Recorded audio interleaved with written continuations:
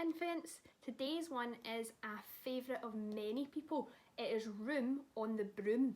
And again, it's by one of our favourite authors, so Julia Donaldson and Axel Scheffler. Let's read the blurb and see what this one's all about. The witch had a cat and a very tall hat, and a long ginger hair which she wore in a plait. How the cat purred and how the witch grinned as they sat on their broomstick and flew through the wind. Now there's a picture here of a hat that looks like it's blown away. Do you think that's part of the story? And a dragon. Where do you think that comes into this story? Let's read it and find out. Room on the Broom.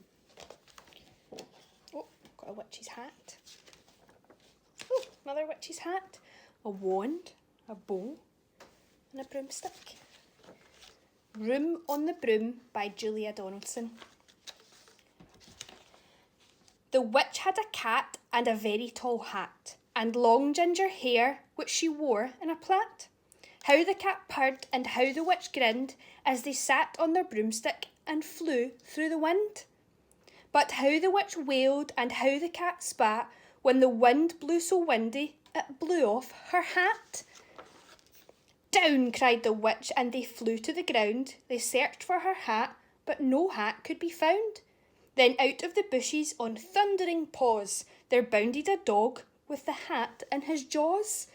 He dropped it politely, then eagerly said, as the witch pulled her hat firmly down on her head, I am a dog as keen as can be. Is there room on the broom for a dog like me? Yes, cried the witch, and the dog clambered on. The witch tapped the broomstick and whoosh, they were gone. Oh, what seems to have happened? Over the fields and the forests they flew. The dog wagged his tail and the stormy wind blew. The witch laughed aloud and held on to her hat, but away blew the bow from her long ginger plait. Down, cried the witch, and they flew to the ground. They searched for the bow, but no bow could be found. Then out from a tree with an ear-splitting shriek, there flapped a green bird with a bow in her beak. She dropped it politely and bent her head low, then said as the witch tied the plait with her bow, I am a bird as green as can be. Is there room on the broom for a bird like me? Yes, cried the witch. So the bird fluttered on, the witch tapped the broomstick, and whoosh, they were gone. Oh no, what's happened this time? Over the reeds and the rivers they flew, the bird shrieked with glee, and the stormy wind blew. They shot through the sky to the back of beyond. The witch clutched her bow, but let go of her wand. Down, cried the witch, as they flew to the ground. They searched for the wand, but no wand could be found. Then all of a sudden, from out of a pond, leapt a dripping wet frog with a dripping wet wand. He dropped it politely, then said with a croak, as the witch dried the wand on a fold of her cloak, I am a frog as clean as can be. Is there room on the broom for a frog like me? Yes, said the witch, so the frog bounded on. The witch tapped the broomstick and whoosh, they were gone. Over the moors and mountains they flew. The frog jumped for joy, and what do you think's going to happen? The broom snapped in two. Down fell the cat and dog and the frog. Down they went tumbling into a bog. The witch's half broomstick flew into a cloud, and the witch heard a roar that was scary and loud.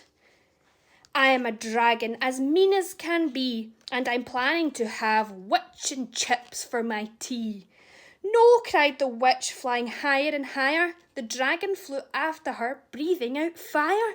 Help, cried the witch, flying down to the ground. She looked all around, but no help could be found. The dragon drew nearer and, licking his lips, said, Maybe this one I'll have without chips. But just as he planned to begin his feast, from out of a ditch rose a horrible beast. It was as tall, dark and sticky, and feathered and furred. It had 4 frightful heads, and it had wings like a bird. And his terrible voice, when it started to speak, was a yowl and a growl and a croak and a shriek. It dripped and it squeaked, it squealed and it scrowed from a ditch, and it said to the dragon, "Buzz off, that's my witch." Who is this? Do you know who this terrible monster is? The dragon drew back and it started to shake. "I'm sorry," he spluttered. "I've made a mistake. It's nice to have met you, but now I must fly." And he spread out his wings and was off through the sky. Then down flew the bird, and down jumped the frog, down climbed the cat, and phew, said the dog. "And thank you, oh thank you," the grateful witch cried. "Without you, I'd be in that dragon's insides." Then she filled up her cauldron and said with a grin, "Find something, everyone, throw something in." So the frog found a lily, the cat found a cone, the bird found a twig, and the dog found a bone. They threw them all in, and the witch stirred them well, and while she was stirring, she muttered a spell. Iggity, ziggity, zaggity, zoom. Then out rose, what do you think's going to come? A truly magnificent broom, with seats for the witch and the cat and the dog, a nest for the bird and a shower for the frog. "Yes," cried the witch as they all clambered on. The witch tapped the broomstick and whoosh, they were gone. And off they went.